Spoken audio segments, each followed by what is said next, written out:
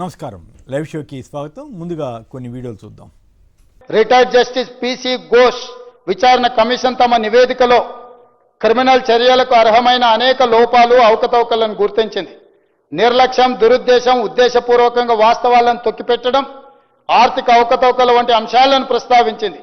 3 బ్యారేజ్ల నిర్మాణంలో తప్పు జరిగిందని, అసలు ప్లానింగ్ లేదని కమిషన్ తేల్చి చెప్పింది. అధ్యక్ష, national dam safety authority NDSA నివేదిక ప్రకారం మేడిగడ్డ బ్యారేజ్ వైఫల్యానికి ప్లానింగ్, డిజైన్, క్వాలిటీ కంట్రోల్ లోపాలు కారణమని తేలింది. నాణ్యత, నిర్వహణ సరిగా లేకపోవడం వల్ల నిర్మాణంలో లోపాలు ఏర్పడ్డాయని ఎన్డీఎస్ఏ గుర్తించింది. ఈ అంశాలన్నింటిపై లోతుగా మరింత సమగ్రంగా దర్యాప్తు చేయాల్సిన అవసరాన్ని ఎన్డీఎస్ఏ విచారణ కమిషన్ నివేదికలు స్పష్టం చేశాయి. ఈ ప్రాజెక్టులో అంతర్రాష్ట్ర అంశాలు, కేంద్ర రాష్ట్ర ప్రభుత్వాలకు చెందిన వివిధ శాఖలు, ఏజెన్సీలు పాలు పంచుకున్నాయి. ప్రాజెక్టు డిజైన్, నిర్మాణం, ఫైనాన్సింగ్లో రాప్కోస్ వంటి కేంద్ర ప్రభుత్వ రంగ సంస్థలు, పిఎఫ్సి, ఆర్ఈసి వంటి ఆర్థిక సంస్థలు పాలు పంచుకున్నందున ఈ కేసును సెంట్రల్ బ్యూరో ఆఫ్ ఇన్వెస్టిగేషన్కి అప్పగించడం సముచితము. అందుకే ఈ కేసు దర్యాప్తును సెంట్రల్ బ్యూరో ఆఫ్ ఇన్వెస్టిగేషన్కు అప్పగించడానికి సభ నిర్ణయం తీసుకుంటున్నది తమ అనుమతితో. అధ్యక్ష, ఎన్నో రకాల అంశాలు, విచారణ అర్హమైన విషయాలు ఇందులో ఉండడం వల్ల సిబిఐ ఎంక్వైరీకి మా ప్రభుత్వం ఆదేశాలు జారీ చేయనైనది. కేవలం ఈ కమిషన్కి కోర్టులో నిలబడదని, ఖచ్చితంగా క్వాష్ అవుతుందని ఈరోజు వారికి అవకాశం ఇచ్చి, మరి మొన్న ఇప్పుడు 20 రోజుల కింద పెడుతున్న సభని వారికి అవకాశం ఇచ్చి కోర్టుకు పోవడానికి, ప్రిపేర్ కావడానికి అవకాశం ఇచ్చి, ఈరోజు కేవలం ఎన్నికల ముందు, రేపు స్థానిక ఎన్నికల ముందు ఒక చిన్నగా మీరు మమ్మల్ని తిట్టండి, మేము తిట్టట్టు చేస్తాం, మీరు ఏడ్చినట్టు చేయండి, మీరు మమ్మల్ని తిట్టండి, మేము మిమ్మల్ని తిడతామని చెప్పి మీరు బ్లేమ్ గేమ్ చేస్తూ ఉన్నారు. ఈరోజు కాళేశ్వరం మీద మరి అన్ని విషయాలు బయట పెడతారు ముఖ్యమంత్రి గారు. ఎన్ని వేల కోట్ల రూపాయలు ఈరోజు అవినీతి చేసిందో బయటకు వస్తుంది. రేపటి నుంచి సొమ్ము కక్కిస్తారు, ఎల్లుండి నుంచి మా సంక్షేమ కార్యక్రమాలు వస్తే ప్రజలు వెయిట్ చేస్తూ ఉంటే దీన్ని కొండందో ఎలుకను పట్టినట్టుగా ఏమీ లేకుండా ఈరోజు మీరు కేవలం టెక్నికల్ ఇష్యూస్ మాట్లాడుకుని ఐవాజ్ చేసేసుకొని మీరు రాజకీయంగా 4 మాటలు మాట్లాడుకున్నారు తప్ప వాస్తవంగా ఇది కేవలం ఒక త్రాష్. అధ్యక్ష, అవి ఆసక్తికరమైన వీడియోలు. ప్రత్యేకించి కాళేశ్వరం పైన సిబిఐ విచారణ జరపాలని నిర్ణయించడం, దాంట్లో ఉన్న మతలబు ఏమిటి, దాంట్లో అది నిజంగా అవసరమా? సిబిఐకి ఇంత కమిషన్ విచారణ వేసిన తర్వాత మళ్ళీ సిబిఐకి వెళ్లాల్సిన అవసరం ఉందా? రాష్ట్ర ప్రభుత్వమే నేరుగా కేసు పెట్టి ఉండొచ్చా ఒకవేళ వాళ్ళు నమ్మి ఉంటే? లేదా రాజకీయం కోసం బీజేపీ కోర్టులోకి నెట్టి బీఆర్ఎస్ని ఇబ్బంది పెట్టడానికి లేదా బీజేపీని ఇబ్బంది పెట్టడానికా? ఏమిటి రాజకీయ గేమా లేక నిజంగా అవసరమా అన్నది మాట్లాడుకుందాం. అలాగే కాళేశ్వరంపై చర్చలో రేవంత్ టీంది పై చేయిందా, హరీష్ రావుదా? ఒక్క హరీష్ రావు బ్యాటింగ్ చేస్తుంటే సీఎంతో సహా 5-6 మంత్రులు బౌలింగ్ చేస్తున్నా కూడా హరీష్ రావు బాగానే ధాటిగానే బ్యాటింగ్ చేయగలిగారా లేదా? ఇక ఈ కాళేశ్వరం ఇష్యూలో ఈ రిజర్వేషన్ల బిల్లు కూడా ఉంది, కానీ దాని గురించి కూడా మాట్లాడుకోవచ్చు. కానీ దీని ముందు అది ఆగేదట్లేదు. 42% రిజర్వేషన్ బిల్లు ఏం సాధిస్తుందో అనేది కూడా మనం చర్చలోకి వెళ్దాం. దాని ముందు ఒక్కసారి వార్తల్లోకి వెళ్దాం. నిరుద్యోగంలో 3వ స్థానంలో ఏపీ. ఈ ఏడాది ఏప్రిల్, జూన్ వరకు లేబర్ సర్వే నివేదిక వెల్లడి. అది పరిస్థితి. పింఛన్దారుల్లో టెన్షన్. అనర్హులంటూ దాదాపు 1,00,000 మందికి దివ్యాంగులకు ప్రభుత్వం నోటీసులు. న్యాయం జరగకపోతే ఉద్యమమే. ప్రభుత్వానికి గ్రామ, వార్డు, సచివాలయ ఉద్యోగుల హెచ్చరిక. పైసమే ప్రమోషన్. రాజ్యలక్ష్మినే కాదు, ధనలక్ష్మిని కూడా ప్రసన్నం చేసుకోవాలి. ఇది పోలీస్ శాఖలో బిగ్ బాస్ మాట అంటూ ఓ సంచలనాత్మకమైన కథనంలాగా ఉంది, ఇచ్చారు. కాసుల కోసం కాంట్రాక్ట్. యూబీ బీర్ల కంపెనీ రవాణా కాంట్రాక్టుల కోసం కూటమి ఎమ్మెల్యే బెదిరింపులు. ఇంతకుముందు కూడా వచ్చిన ఈ ఎమ్మెల్యే ఎవరో ఆ కంపెనీ వాళ్ళని తరచుగా బెదిరిస్తున్నారని. ఇక చంద్రబాబు నాయుడు గారికి 30 ఏళ్ల క్రితం ముఖ్యమంత్రి అయిన నేపథ్యంలో నిన్న సాక్షి వాళ్ళు వెన్నుపోటుకు 30 ఏళ్ళు అంటే ఇవాళ ఆంధ్రజ్యోతి వాళ్ళు పలుమార్లు పడిలేచిన కెరటం సంచలనం అంటూ వాళ్ళు కథనాన్ని ఇచ్చుకున్నారు. ఉల్లి రైతు బేజారు. మహారాష్ట్ర ఉల్లికే వ్యాపారుల మొగ్గు అంటూ మొగ్గు చూపుతున్నారట. సీసీఐకి జన్నర్ల షాక్. గడువు ముగుస్తున్న బిడ్లు వేయకుండా నిరసన. ప్రభుత్వంలో వైసీపీ ఫేక్లంటూ ఒక ఫేక్ వార్తని ఫేక్ పత్రిక ఒకటి రాసుకుంది. తర్వాత తెలుగుదేశానికి సంబంధించిన ఫేక్ పత్రిక. పోలవరం పనుల తీరుపై సంతృప్తి వ్యక్తం చేశారని రాసుకున్నారు. ఓకే, నిజంగా అది సంతోషమే, అది నిజంగా జరిగి ఉంటే. మా జయం రతనాల సేమ అని మొన్న కుప్పంలో మాట్లాడారట చంద్రబాబు గారు. ఏమిటో ఈయన ప్రతిసారి రక్తపాతం, ఈ మాటలు ఎందుకు మాట్లాడతాడో అర్థం కావట్లేదు. రక్తపాతం సృష్టించాలని వైకాపా చూస్తోంది. అబద్ధాలు చెప్పడంలో పార్టీ తిట్టాడు. అబద్ధాలు చెప్పడంలో ఎవరు రికార్డు సృష్టించారో ఏంటో అందరికీ తెలిసినప్పటికి కూడా ఇంత ధైర్యంగా ఆయన మాట్లాడగలుగుతారు. రక్తపాతం గురించి ఎట్లా చెబుతున్నారు? అసలు ఈ మాటల మీద రేపు మాట్లాడుకుందాం. ఇవాళ అనుకున్నాం కానీ ఇవాళ సిబిఐ ఎంక్వైరీ ఉంది కాబట్టి కాళేశ్వరం మీద దాని మీదకి వెళ్తాం. ఇక జనసేన కోసం త్రిశూల వ్యూహం అంట. షణ్ముఖ వ్యూహం అయిపోయింది, ఇప్పుడు త్రిశూల వ్యూహం అంట. ప్రతిభకు పాత్ర. డిఎస్సిలో మెరిట్ ఉన్న కాల్ లెటర్ల పంపని సర్కార్. పలు కేటగిరీల అభ్యర్థుల్లో ఆందోళన. ఏపీలో ఖరీఫ్ అతివృష్టి అనావృష్టి పరిస్థితుల్లో రైతు కన్నీరు. కనీసం అండగా నిలవని ఏపీలో కూటమి ప్రభుత్వం. ఈ తెలంగాణ వార్తలకు వెళ్తే కాళేశ్వరంపై సిబిఐ ప్రాజెక్ట్ నిర్మాణంలో అవకతవకలపై సమగ్ర విచారణకు రాష్ట్ర ప్రభుత్వం నిర్ణయం. ఇందాక రేవంత్ రెడ్డి గారి స్టేట్మెంట్ కూడా విన్నాం. నీటి లభ్యత కోసమే మేడిగడ్డగా మార్చామన్న హరీష్ రావు. కలవకుండా చేసే కుటుంబం ఇది అంటూ రేవంత్ రెడ్డి గారు కేసీఆర్ పైన ఫైర్ అయ్యారు. వాస్తవాలు చెప్పేందుకే ఘోష్ కమిషన్ అని మల్లుభట్టి అన్నారు. కాళేశ్వరం మానవ విపత్తు అని ఉత్తమ్ కుమార్ రెడ్డి గారు అన్నారు. కాళేశ్వరం నిర్ణయాలన్నీ కేసీఆర్వేనని ఘోష్ కమిషన్ అభిప్రాయపడింది. 1,00,000 కోట్లు కొల్లగొట్టేందుకే అని చెప్పి కూడా రేవంత్ రెడ్డి గారు ఆరోపించారు. ప్రాజెక్ట్ కాస్టే 1,00,000 కోట్లు అయినప్పుడు 1,00,000 కోట్లు ఎట్లా కొల్లగొడతారన్న దానికి అర్థం ఉన్న రాజకీయాలు ఎట్లాగో మాట్లాడుకుంటారేమో. ఈ నివేదిక కోర్టులో నిలబడదు. కాళేశ్వరం కమిషన్ డొల్లా, ఇదంతా చెత్త నివేదిక అన్న హరీష్ రావు. మమ్మల్ని సలహాలు అడుగుతారేంటని ప్రశ్నించిన అక్బరుద్దీన్. 50% సీలింగ్ ఎత్తివేతకు అంటే రిజర్వేషన్ల లిమిటేషన్ ఎత్తివేతకు సభ ఓకే చేసింది. కాళేశ్వరం నిర్ణయాలన్నీ కేసీఆర్వేనని, ఆయనపై చట్టరీత్యా చర్యలు తీసుకునే స్వేచ్ఛ సర్కారుకు ఉందంటూ ఘోష్ కమిషన్ నివేదికను కూడా అన్ని పత్రికలు ప్రముఖంగా ఇచ్చాయి. నమస్తే తెలంగాణ పత్రిక ఘోష్ నివేదిక తప్పుల తడక. శాసనసభలో కమిషన్ రిపోర్టుపై విరుచుకుపడ్డ బీఆర్ఎస్. సీఎం మంత్రులు పదే అడ్డుపడుతున్న చీల్చి చెండాడిన హరీష్ రావు. చీల్చి చెండాడాలా లేదనేది కాదు కానీ గట్టిగా సమర్థంగా అయితే మాట్లాడినట్టు మాబోటి వాళ్ళకు కూడా అనిపించింది. రైట్. మొదట రేవంత్ రెడ్డి గారు మాట్లాడుతున్నప్పుడు ఆయన చాలా గట్టిగా మంచి పాయింట్లు రేజ్ చేశారని అనుకున్నాం. బీఆర్ఎస్ డిఫెన్స్లో పడుతుంది అనుకున్నాం కానీ హరీష్ రావు గారు ఇచ్చిన సమాధానాలు, ప్రత్యేకించి ఈ ఇంజనీర్ల కమిటీ ఇచ్చినటువంటి నివేదిక సంబంధించినటువంటి రిపోర్టు, ఘోష్ రిపోర్టు ఒక కీలకమైన భాగాన్ని ఎందుకు విస్మరించిందని హరీష్ రావు లేవనెత్తినప్పుడు ఉత్తమ్ కుమార్ రెడ్డి గారు అదేదో మీరు రాయించారనగానే అప్పుడు అది వాళ్ళు కాంగ్రెస్ పార్టీ ప్రభుత్వం కొంత ఆత్మరక్షణలో పడిందేమో అన్న అనుమానం కలుగుతుంది. వీటి మీద మనం చర్చలోకి వెళ్దాం. క్రిషాంక్ గారు బీఆర్ఎస్ సీనియర్ నేత, కార్పొరేషన్ మాజీ చైర్మన్. గౌరీ సతీష్ గారు కాంగ్రెస్ పార్టీ అధికార ప్రతినిధి. శ్రీ అల్జాపూర్ శ్రీనివాస్ గారు భారతీయ జనతా పార్టీ సీనియర్ నేత. ముందుగా బీజేపీ వారిని అడుగుదాం. సిబిఐ ఈ కేసును టేకప్ చేస్తుందా లేదా? ఈ మన రేవంత్ రెడ్డి గారి నిర్ణయం ప్రభావం ఏ రకంగా ఉంటుంది? మరి ఈటెల రాజేంద్ర గారు కూడా ఇప్పుడు ప్రస్తుతం బీజేపీలోనే ఉన్నారు. ఆ ఎఫెక్ట్ మీ మీద ఎలా ఉండబోతోంది? ఏం చేసే అవకాశం ఉంది? మరి మీ మధ్యలో మిమ్మల్ని కూడా కోర్టులోకి లాగారు, బంతి మీ కోర్టులోకి వేసినట్లా, ఏమంటారు శ్రీనివాస్ గారు? నమస్కారం అండి మీకు, ప్యానల్ మెంబర్స్ అందరికి, ప్రేక్షకులందరికీ. కాంగ్రెస్ పార్టీ చాలా చాకచక్యంగా ఇంతకాలంగా ఈ యొక్క ఇష్యూని పెండింగ్ పెడుతూ ఇవాళ చాలా మంది చర్చించుకున్నట్టుగా ఈ లోకల్ బాడీ ఎలక్షన్స్ ముందు అన్నెసరి ఈ యొక్క రప్చర్ ఎందుకు మనం బలి కావాలని చెప్పే ఉద్దేశంతోనే భవిష్యత్ చేసినట్టు అనిపిస్తా ఉన్నది. బట్ సిబిఐ అన్నది ఒక అటానమస్ బాడీ. సో చట్టం తన పని తాను చేసుకుంటా పోతుంది. ఎట్టకేలకు ఒక నిర్ణయం అనేది తీసుకోగలిగింది కాంగ్రెస్ పార్టీ ప్రభుత్వం. లెట్ సిబిఐ ముందుకు సాగని. అట్లా కాదు, సిబిఐ టేకప్ చేస్తే ముందు సాగుద్ది, వెనక సాగుద్ది, అది వేరే విషయం. కేంద్రం ఆమోదిస్తుందా లేదా? ఇప్పుడు సిబిఐ కొన్ని కేసుల్లో మేము తీసుకుంటా ఉంటుంది, కొన్ని కేసుల్లోనూ మాకు సిబ్బంది లేదంటది.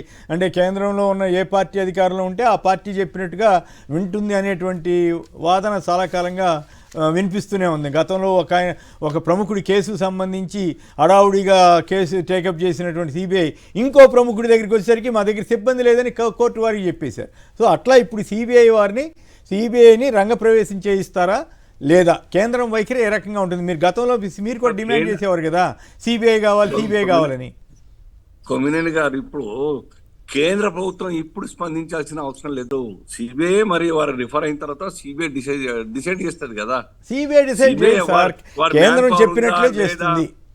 కేంద్రం ఏమన్నా అంతేనా సతీష్ గారు? కేంద్రం చెప్పాలా లేకపోతే సిబిఐ సొంతంగా నిర్ణయం తీసుకోవచ్చా? అటానమస్ సార్, అది అటానమస్ CBI బాడీ అని కేంద్ర దేశవ్యాప్తంగా ప్రభుత్వానికి ఉన్నటువంటి సంబంధం అందరం లేదు. భావిస్తున్నాం. భారతీయ జనతా పార్టీ కూడా దాన్ని సహకరిస్తుందని మేము ఎక్స్పెక్ట్ చేస్తున్నాం. ఎందుకంటే అవినీతి జరిగినటువంటి ఏదైనా విషయం గౌరీ పట్ల గారు ఇక్కడ పార్టీ సహకరించారా సహకరించకపోవడం క్వశ్చన్ కాదు, కేంద్ర ప్రభుత్వమా కాదని క్వశ్చన్ కాదు. మీరు ఈ ఇష్యూని సిబిఐ కోర్టులో నెట్టినారు, సిబిఐ డిసైడ్ చేస్తుంది. నెట్టమని మీరే అడిగారు కదా. మ్యాన్ పవర్ ఉన్నదే సిబిఐ ఆ పని చేయనికి కదా.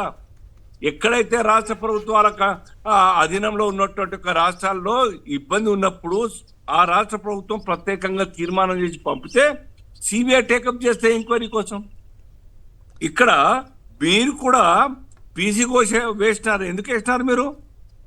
పీసీ ఘోష్ కమిషన్ వేసి దాని యొక్క రిపోర్ట్ అంతా వచ్చిన తర్వాత అస్సలు టైంలో రాష్ట్ర ప్రభుత్వం తీసుకోవాల్సినటువంటి నిర్ణయాలు సిట్ కావచ్చు, లేకుంటే సిఐడి కావచ్చు, ప్రాసిక్యూట్ చేయాల్సినటువంటి క్రిమినల్ చర్యల గురించి తీసుకునేటువంటి ఒక అంశంలో ఆ యొక్క సందర్భంలో మీరు బాల్ నెట్టేసినారు. ఎందుకు వేసినట్టు మీరు కమిషన్? ఎందుకు రిపోర్ట్ అడిగినట్టు? ఎందుకు మీ దగ్గర పెట్టుకున్నట్టు? ఇవన్నీ కూడా ప్రజలు కూడా ఆలోచిస్తారు కదా. ఎంత స్పష్టంగా అర్థమైతా ఉన్నది తప్పించుకుంటున్నారని చెప్పేసి. మీరు మొదలే మాతో కాదు లెట్ సిబిఐ డూ ఇట్ అని చెప్పి ఉంటే ఇదంతా రాదంతా 16-17 మాసాలు అయ్యేది కాదు, 15 మాసాలు. ఎంత టైం వేస్ట్ చేసినారు మీరు, ఎంత ఆట ఆడుకున్నారు ప్రజలతో, రాష్ట్రంతో. అర్థం చేసుకోవాలి కొద్దిగా. ఎంత క్రిమినల్ ఇంటెన్షన్, ఎంత కుట్ర ఉందో యొక్క సర్కార్ యొక్క మధ్యలో ఈ యొక్క స్పష్టమైన ఏంటి క్రిమినల్ ఇంటెన్షన్ ఏమిటి రేవంత్ సర్కార్ లో మీరు కనిపెట్టింది ఏంటది? సార్ కొమ్మినేని గారు, మా స్టాండ్ మొదటి నుంచి కూడా కాంగ్రెస్ పార్టీ బీఆర్ఎస్ తేడా లేదు సార్. బీఆర్ఎస్ మధ్యన కాంగ్రెస్ మధ్యన వారి యొక్క ఉన్నటువంటి అవినాభావ సంబంధం. నేను అడిగింది రాజకీయం కాదు, నేను అడిగింది మీరు స్పెసిఫిక్ గా రేవంత్ ప్రభుత్వంలో క్రిమినల్ ఇంటెన్షన్ ఉంది ఇట్లా చేయటంలో అన్నారు. What is that? అంటే తప్పించుకునే మార్గం. మేము బదనాం కావద్దు. ప్రజల్లో ఉన్నటువంటి ఆ యాంటీ కాంగ్రెస్ వాతావరణం ఈ దాంతో ఇంకా యాంటీ అవుతుందేమో అనుకోవడం, స్పష్టత ఇవ్వకపోవడం మీ యొక్క బాధ్యత రాహిత్యమైనటువంటి పని. మీరు స్పష్టంగా ఈ యొక్క సర్కార్ మనసులో ఆ ఇష్యూ మీద చర్య తీసుకోవాల్సినటువంటి మీలో ఇంటెన్షన్ ఉండి ఉంటే డెఫినెట్ గా మీరు సిట్టో లేకుంటే సిఐడి కప్పైపోయి క్రిమినల్ ప్రాసిక్యూట్ చేసేటట్టు యాక్షన్ తీసుకున్నారు. ఎందుకు తప్పించుకున్నారు? ఎందుకు టైం వేస్ట్ చేసి? ఇది క్రిమినల్ ఇంటెన్షన్ కాదా? తప్పించుకోవడం కదా, కుట్ర కాదు ఇదంతా కూడా. అట్లని సిబిఐ చెయ్యదని క్వశ్చన్ చేస్తుంది, కానీ మీ చేతుల్లో నుంచి మీరు కావాలని ఈ యొక్క ఇష్యూలో మాకెందుకు లెట్ సిబిఐ డూ ఇట్ అని చెప్పి తప్పించుకోండి తప్ప ఇంకేం లేదు. అదే శ్రీనివాస్ గారు మీరు ఈ ప్రస్తావన తెచ్చారు కాబట్టి అడుగుతున్నాను. బీజేపీ బీఆర్ఎస్ ఏమన్నా దగ్గర అవుతాయేమో అనే అనుమానంతో ఏమన్నా తెలివిగా కాంగ్రెస్ పార్టీ వ్యూహం పన్నిందా? వాళ్ళే అనేక రకాలుగా మాట్లాడుతుంటారు బీజేపీ బీఆర్ఎస్ గురించి. వాళ్ళ పొత్తులో పెట్టుకుని కాంటాక్ట్ చేసింది మేమా బీఆర్ఎస్ తోని? సరే దాంట్లో అట్లా కాదు బీజేపీని కూడా కలుపుకుని చేసి వేశారు. ఆ తర్వాత అద్వానీ గారు లూడియానాలో సభ పెడితే కేసీఆర్ గారు వెళ్ళారు. అటు ఇది రెండు వైపులా జరుగుతూ ఉంటాయి. కలుస్తారు సార్, సభకి వెళ్ళారు, లూడియానా సభకి వెళ్ళారు ఆ రోజుల్లోనే. మేము ఎప్పుడు కూడా బీఆర్ఎస్ తోని అంటగాగలేదు. బహుశా వారి మనసులో ఉండి ఉండొచ్చు అంతకు ముందు. సిబిఐ దాని మీద మీ సందేహాలు మీరు వ్యక్తం చేశారు, మొత్తం కావాలని మా మీద నెట్టేశారు అన్నారు. అయితే వాదోపవాదాల్లో ఎవరిది రైట్ అనిపించింది, ఎవరిది తప్పు అనిపించింది? భారతీయ జనతా పార్టీ మొదటి నుంచి చెప్తున్న కొమ్మినేని గారు, ఇది అనవసరమైన ఖర్చులు పెంచుకోవడానికి ఆ యొక్క ప్రాజెక్ట్ రిపోర్ట్ మొత్తం ఎస్కలేట్ చేసి ఆ మేడిగడ్డ నుంచి తుమ్మిడెడ్ నుంచి షిఫ్ట్ చేసి అప్పటికే 11,000 కోట్లు వైఎస్ గారి హయాంలో సబ్జెక్ట్ కరెక్షన్ 5,000 కోట్లని నిన్న చెప్పారు, మంత్రి గారు చెప్పారు, హరీష్ రావు గారు చెప్పారు. ఖర్చు అయిన దాన్ని సునాయాసంగా గ్రావెల్ ద్వారా జరగాల్సిన పనిని, ప్రాజెక్ట్ ని అమాంతం 1,00,000 పైన కోట్ల రూపాయలు ఖర్చు చేసేటువంటి డిపిఆర్ తయారు చేసి మీరు కాలయాపన చేసినారు, డబ్బు వృధా చేసినారు. ఈ యొక్క సర్కారు ఈ యొక్క ప్రజల్ని తీరని అన్యాయం చేసినట్టుగా మేము చెప్తూ వస్తున్నాం. Right. అవినీతి అక్రమాలు కూరుకుపోయిన ఇందులో అవినీతి అక్రమాలతో ఈ యొక్క సర్కార్ మొత్తంగా కూడా బీఆర్ఎస్ రాష్ట్రాన్ని నష్టాలను తీసుకెళ్ళని చెప్పి చెప్తున్నాం. ఇది ఇవాళ మా స్టాండ్ మొదటి నుంచే కదా. ఇవాళ మొదటి నుంచి ఉన్న స్టాండ్ లో మీరు ఉన్నట్టు కనపడటం లేదు. డౌన్ అయిందా అప్ అయిందా అని మాకు సమాధానం లేదు. Right, మాకు right. ప్రజల యొక్క సంక్షేమం. ఓకే మీరు కూడా ఇబ్బంది పడుతున్నట్టు అర్థమవుతా ఉంది. రైట్, ఒకసారి మిగతా వాళ్ళు కూడా మాట్లాడిన తర్వాత మళ్ళీ మాట్లాడదురు. కానీ అల్జాపూర్ శ్రీనివాస్ గారు, హనుమాన్ సింగ్ గారు ఖమ్మం నుంచి. హనుమాన్ సింగ్ గారు నమస్కారం. చెప్పండి, సిబిఐకి ఇవ్వటం మంచి నిర్ణయమా లేక రాజకీయ అవసరమా? నమస్కారం అండి. అక్కడ ఉన్న పెద్దలకి నమస్కారం అండి. ఎవరు అభ్యంతరకర వ్యాఖ్యలు చేయమాకండి దయచేసి. అభ్యంతరం అదే లేదు సార్. మా ఖమ్మం జిల్లా మంత్రి శ్రీనివాస్ రెడ్డి గారు అన్న అబద్ధాలు ఆడడం కొద్దిగా మాకు బాగా అనిపించింది. ఎందుకంటే మంచి వెయిట్ ఉన్నది మంత్రే కదా, ఆ టైంలో నేను లేను, ఆ తప్పుడు ఇవన్నీ వాదించి తన గోలు తను దోవుకుంటారు. ఒక మాట అట్లాంటి పదాలు కాదు, సెల్ఫ్ గోల్ వేసుకున్నారు. భవిష్యత్తు గోటు అంటాను, వేరే విధంగా కాదు. అయితే ఇంకోటి సార్, ఇప్పుడు సిబిఐ గొప్ప చెప్పడం అంటే గ్రామ పంచాయతీ ఎలక్షన్ వస్తున్నాయి, ఇప్పుడు ఏం చేయాలో అర్థం కావట్లేదు, సతమతం అవుతుండే బీసీ ఇది ఒకటి ఏం చేయాలి. ఇచ్చారు కదా 50% రిజర్వేషన్ పెంచుతూ బిల్లు అయితే చేశారు, గవర్నర్ ఆమోదిస్తారు. ఆ బిల్లులు చూస్తున్నాం కదా గతంలో కూడా, ఇప్పుడేం కొత్త బిల్లు లేదు. ఇది కేవలం ఎట్లా నేను తట్టుకోలేకపోతుండు, ఒక పక్క వ్యతిరేకం వస్తుంది మంత్రులు పాత్రలు వాళ్ళ మధ్య, ఎలా దీన్ని తట్టుకోవాలనే ఉద్దేశంతో సిబిఐ పెద్ద నాటకం అది. ఓవరాల్ గా నిన్న మీరు అసెంబ్లీలో చూశారు కదా, ఎవరు ఎఫెక్టివ్ గా వాదించగలిగారు? ఏ పార్టీ అయినా పర్వాలేదు సార్. నేను టీఆర్ఎస్ మనిషి కాదు, బీజేపీ కాంగ్రెస్ కాదు, కమిషన్ అంతమంది మంత్రులు మాట్లాడినా కానీ సరైన జవాబు ఇచ్చి కనీసం ఒక వర్షం పైచేయే వాళ్ళు ఇప్పుడైనా మాట్లాడే కాంగ్రెస్ వాళ్ళు. కానీ వాళ్ళు చేసిన తప్పేంటే మేము శిక్షిస్తాము, మేము తప్పకుండా శిక్షిస్తాము, ఇది మాత్రం అయిపోతుంది అన్నట్టుగా ప్రజల్లో ఒక ఇది తీసుకపోయి సిబిఐ ఎందుకు చెప్పారు అలా చూసారా, బీజేపీ తప్పిస్తారు చూసారా వాళ్ళని చెప్పలేదు. అప్పుడు పడితే ఒకటి కాదా, ఇప్పుడు ఇలా జుట్టు తీసుకెళ్లి అక్కడ అప్పు చెప్పినట్టు అయిందా? మరి ఏం చేస్తారో వాళ్ళు ఏం చేస్తారో తెలియదు సార్. పెద్దనే ఏం కాదు, చంద్రబాబు పెద్దన్నారు ఏముంటుంది. Right, okay. సతీష్ గారు చెప్పండి, బీజేపీ వారు చెబుతున్నారు అసలు మీరు ఎందుకు మాకు ఇచ్చారు అన్నట్టుగా ఆయన మాట్లాడుతున్నారు. సిఐడి మీ చేతిలో అన్నీ ఉండగా ఎందుకు చేశారు అన్నది మీ వాదన ఏమిటి?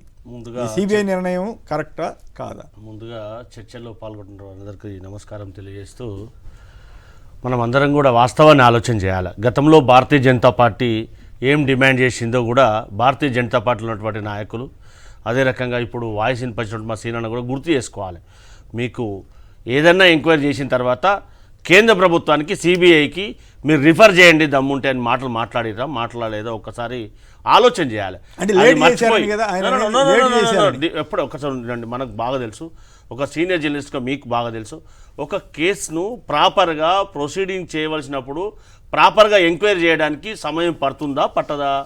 అది పట్టకుండా నాకు ఈరోజు అడుగుతున్న నేను రేపే కావాలంటే ఒక ప్రొసీజర్ అనేది ఉంటుందా ఉండదా? అందులో భాగంగానే పీసీ ఘోష్ గారు ఎంతమందిని సుమారుగా 53 నుంచి 56 మందిని అంటే ఎంక్వైరీ చేసి దానికి సంబంధించినటువంటి వ్యక్తులందరినీ కూడా ఎంక్వైరీ చేసి కాళేశ్వరంలో ఎక్కడెక్కడ నష్టం జరిగింది, ఎక్కడెక్కడ ల్యాబ్స్ ఉన్నాయి, ఎక్కడెక్కడ ఇర్రెగ్యులారిటీస్ ఉన్నాయి అనేది స్పష్టంగా నివేదిక సమర్పించిన తర్వాత అది తప్పించుకోవడానికి బీఆర్ఎస్ పార్టీ అప్పుడు అధికారంలో ఉన్నటువంటి ఇరిగేషన్ శాఖ మంత్రి కానీ ఫైనాన్స్ శాఖ మంత్రి కానీ వారు దాన్ని బయట పెట్టొద్దు అని హైకోర్టు కూడా వెళ్ళినటువంటి దాఖలాలు ఒకసారి గుర్తు చేసుకోవాలి. సరే, వాళ్ళు సచ్చిరుడే, వాళ్ళు ఎక్కడ కూడా ఇర్రెగ్యులారిటీస్ పాటించలేదు, ఎక్కడ కూడా అప్రిషియేషన్కి వెళ్ళలేరు, వాళ్ళు ఎక్కడ కూడా డిపిఆర్ లేకుండానే పని స్టార్ట్ చేయలేరు అనుకోండి. మా క్యాబినెట్ అప్రూవల్ ముందే తీసుకొని తర్వాత పని స్టార్ట్ చేశారు అనుకోండి. కానీ రిటర్న్ ఎవిడెన్స్ ఎక్కడుంది? అవన్నీ కదా, అవన్నీ వాస్తవాలా కాదా అనేది మనం పబ్లిక్గా ఫస్ట్ క్వశ్చన్ సిబిఐకి ఎందుకు ఇచ్చారు? ఇప్పుడు ఆయన అడుగుతుంది ఏంటి, 15 నెలలు కాళేశ్వరం దాని మీద ఘోష్ కమిషన్ విచారణ చేసిన తర్వాత ఇప్పుడు మీరు నేరుగా చర్య తీసుకోకుండా సిబిఐకి ఎందుకు ఇచ్చారన్నది చెప్తున్నామంటే, కేంద్ర ప్రభుత్వం పర్మిషన్ ఇచ్చింది. అక్కడ ఉమాభారతి గారు జనవల శాఖ మంత్రి ఉన్నప్పుడు కూడా ఆమె అబ్జెక్ట్ చేసిన తర్వాత కూడా మళ్ళీ ఎవరు వచ్చి పర్మిషన్ ఇవ్వాల్సి వచ్చింది? ఎవరి ప్రెజర్ ద్వారా పర్మిషన్ ఇవ్వాల్సి వచ్చింది? కేంద్ర ప్రభుత్వం యొక్క ఇన్వాల్వ్మెంట్ ఉందా లేదా? ఒక అటానమస్ బాడీగా సిబిఐ ఉన్నట్టు కనుక మనం కేంద్ర ప్రభుత్వం కనుక భావించినట్టయితే కేసు టేకప్ చేసి ఖచ్చితంగా నిజ నిర్ధారణ చేయవలసిన బాధ్యత సిబిఐ పై. కేంద్రంలో అధికారంలో ఉన్న అప్పటి వాళ్ళ మీద, అట్లాగే ఇప్పుడు ఈటల రాజేందర్ గారి మీద కూడా కేసు ఎవరైనా కానీ ఎందుకు ఫీజిబిలిటీ లేనటువంటి మేడిగడ్డ పైన వారికి పర్మిషన్ ఇవ్వడం జరిగింది? ఎందుకు సిబిఐ దాన్ని తీసుకోవడం ఎంక్వైరీ చేయడానికి వారికి ఇబ్బంది వచ్చింది ఏంది? దేశంలో ఉన్నటువంటి ఒక స్వతంత్ర ప్రతిపత్తి గల సంస్థ కదా, అది చేయవలసినటువంటి పని కదా. లేదు బీజేపీ చెప్తేనే చేసే సంస్థ కాదు కదా. కాంగ్రెస్ అధికారంలో ఉన్నప్పుడు కాంగ్రెస్ చెప్పినట్టు కాకుండా వేరే వాళ్ళు చెప్పినట్టు చేసిందా? అయ్యో మేము చాలా చూసాం. శ్రీనివాస్ సార్ గారు ఒక సీనియర్ జర్నలిస్ట్ గా దేశంలో భారతీయ జనతా పార్టీ ఏ విధంగా చేస్తుందో అది వేరే విషయం. నేను దాన్ని సమర్థించట్లా. సిబిఐ అనేది ఒక అటానమస్ సంస్థను భావిస్తున్నాం ఇప్పటికి కూడా. ఖచ్చితంగా దీన్ని కాళేశ్వరం పైన జరిగినటువంటి అవినీతిని బయట పెట్టవలసిన అవసరం ఉంది. ఇది తెలంగాణ ప్రజల యొక్క ధనంతో కట్టినటువంటి అది ప్రాజెక్ట్ కాబట్టి దీన్ని ఏ విధంగా చేస్తే ఇది ప్రజలకు తెలిసే అవకాశం ఉంటుంది. దానికి నాకు డౌట్, మీరేమనుకోవద్దు, నేను అడుగుదాం అనుకుంటున్నాను. అదేంటంటే ఇప్పుడు సిబిఐ అటానమస్ గొప్పది అది అంటున్నారు కదా, మరి రాహుల్ గాంధీ గారు, సోనియా గాంధీ గారు నేషనల్ హెరాల్డ్ కేసులో సిబిఐని ఈడీని తెగదిట్టారుగా, మరి అవి అప్పుడు మరి వాళ్ళు ఏదైతే నేషనల్ హెరాల్డ్ పత్రిక దేనికోసం పనిచేసింది నేను అడిగింది, వాళ్ళని పిలిచి ఈడీ దేనికోసం పనిచేస్తూ ఎట్లా పనిచేస్తుంది, ఈడీ ఎందుకు చేసింది అట్లా? నిజంగానే సోనియా గాంధీ గారి మీద తప్పుడు కేసు పెట్టారనుకున్నాం. ఎందుకు పెట్టింది? నిజమైన కేసా వాళ్ళు పెట్టింది? అసంబద్ధమైనటువంటి కేసు. కానీ ఎవరు ప్రొవోకేట్ చేస్తే పెట్టింది? భారతీయ జనతా పార్టీ ప్రొవోకేట్ చేస్తే పెట్టింది కదా. అంటే మేము ఏమంటాం అంటే ఖచ్చితంగా వాళ్ళ నిబద్ధతను చాటుకోవాలి కదా. మేము ఇక్కడ రాష్ట్రంలో అసెంబ్లీలో తీర్మానం చేసి పంపుతున్నాం కదా, వాళ్ళ నిబద్ధత చాటాలి కదా. అవును, డైరెక్ట్ గా ఎందుకు పెట్టలేకపోయారు కేసు? కేంద్రంలో ఆ రోజున అధికారంలో ఉన్న వాళ్ళ మీద కూడా, ఉమాభారతి గారి మీద, వాళ్ళ మీద కూడా కేసులు పెడతారు. ఎగ్జాంపుల్, ఈ రేసింగ్ లో రాష్ట్ర ప్రభుత్వం అడగందే ఈడీ ఎంటర్ అయింది అంటే చెప్పకపోయినా కానీ కేంద్ర ప్రభుత్వం ఇన్వాల్వ్ అయ్యే అవకాశం ఉందా లేదా? రాష్ట్రంలో జరుగుతున్నటువంటి అవినీతిని కాపాడడానికి భారతీయ జనతా పార్టీ ప్రొటెక్ట్ చేస్తుందా లేదా? వాళ్ళ నిబంధనలు చాటుకోవాల్సినటువంటి అవసరం ఉందా లేదా చూసుకోవాలి కదా. అంటే వాస్తవం ఏదైతే తెలంగాణ రాష్ట్ర ప్రజల డబ్బును ఖర్చు పెట్టినటువంటి టీఆర్ఎస్ బీఆర్ఎస్ పార్టీ ప్రజలకు సమాధానం చెప్పాల్సిన బాధ్యత ఉంది కదా. ఎలాగో వాళ్ళు అడిగినటువంటి రాష్ట్రం అడిగినటువంటి నిధులు కేటాయించట్లేదు, పథకాలు ఇవ్వట్లేదు, రావాల్సినటువంటి జిఎస్టీ నిధులు ఇవ్వట్లేదు. తెలంగాణ ప్రజల ఓట్లు కావాలి కానీ కేసీఆర్ గారిని అరెస్ట్ చేయమని సిబిఐని కోరతారు. మేము కేసీఆర్ గారిని అరెస్ట్ చేయాలి లేదా హరీష్ రావు గారు అరెస్ట్ చేయాలి, ఇంకోరు అరెస్ట్ చేయాలి కాదు.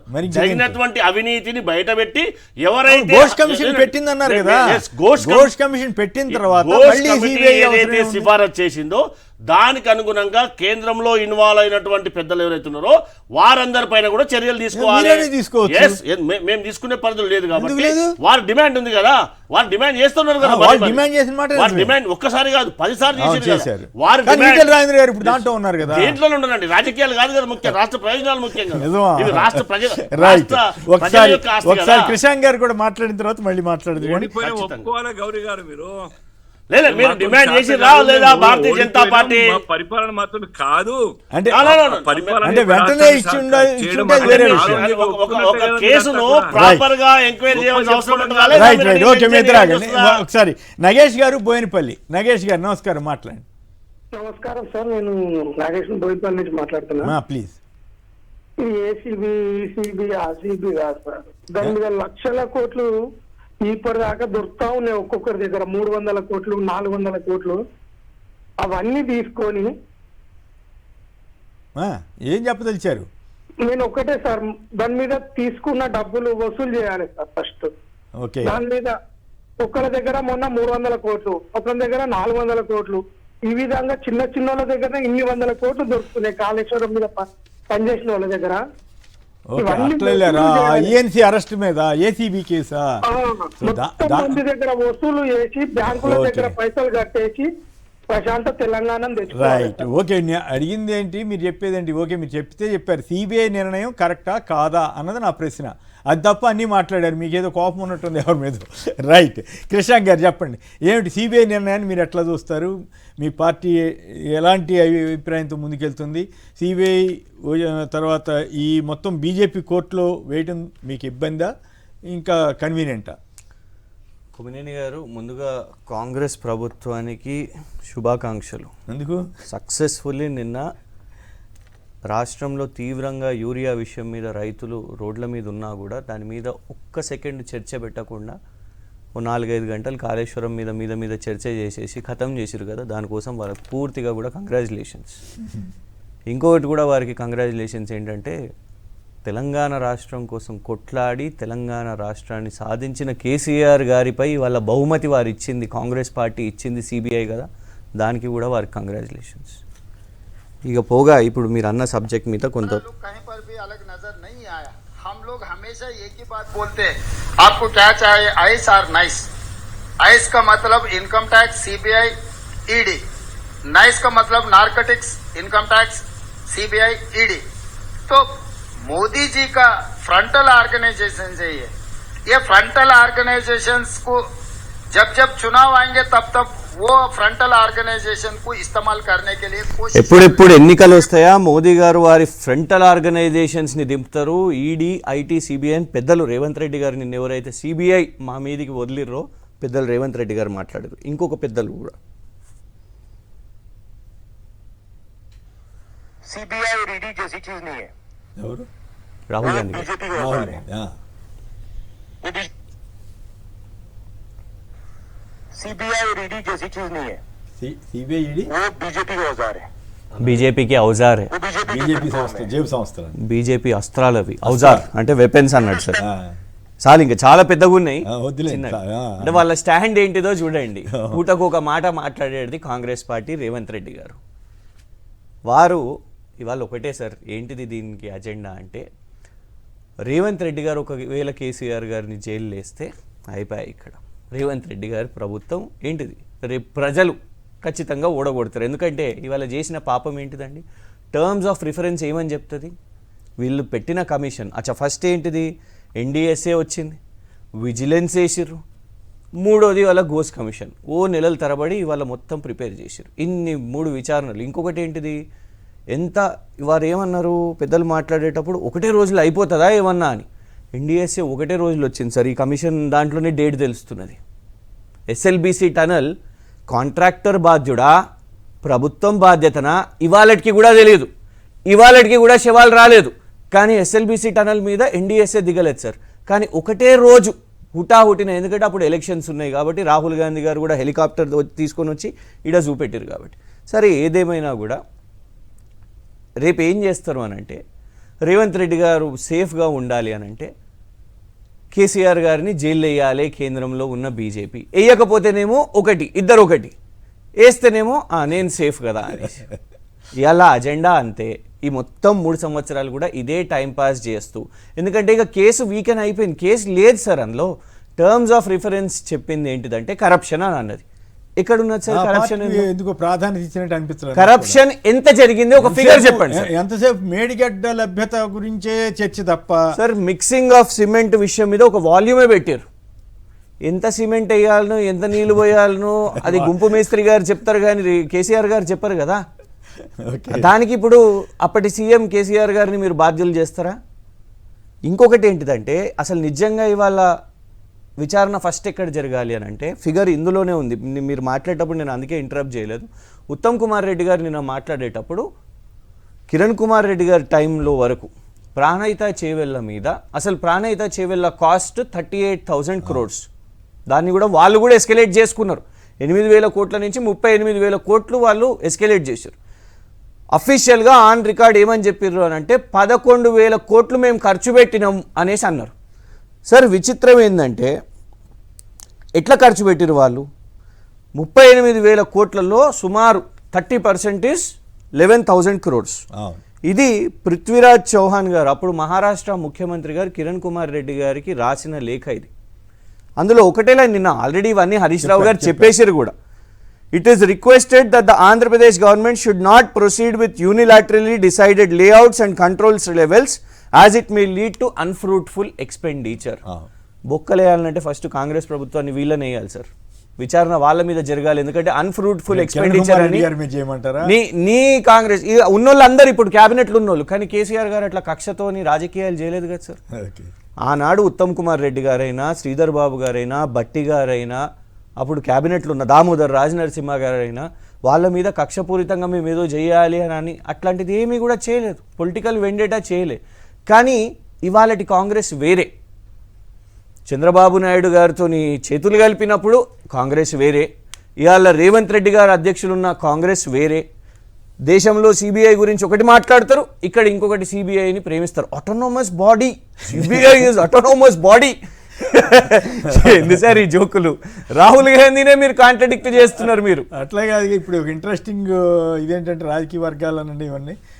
చంద్రబాబు గారేమో రేవంత్ రెడ్డి గారి ద్వారా రాహుల్ గాంధీతో హాట్ లైన్ అంట, రేవంత్ రెడ్డి గారేమో చంద్రబాబు గారి ద్వారా మోడీ తోటికి మరి హాట్ లైన్లో ఉన్నారో లేదో తెలియదు కానీ, బట్ ఆ రకంగా రేపు చంద్రబాబు గారికి ఎట్లాగో ఆయన సత్సంబంధాలు ఉన్నాయి కాబట్టి ఆయన ఉపయోగించి మోడీ గారిని ఇన్ఫ్లుయెన్స్ చేసి ఏమన్నా సిబిఐ ఎంక్వైరీ చేయించే అవకాశం ఉంటుందా? మోదీ గారి మీద ఏం పోరాటం ఒప్పుకునే అవకాశం ఇప్పుడు సింపుల్గా అర్థమవుతుంది కదా సార్. మోదీ గారి మీద ఏం పోరాటం చేస్తున్నారు సార్?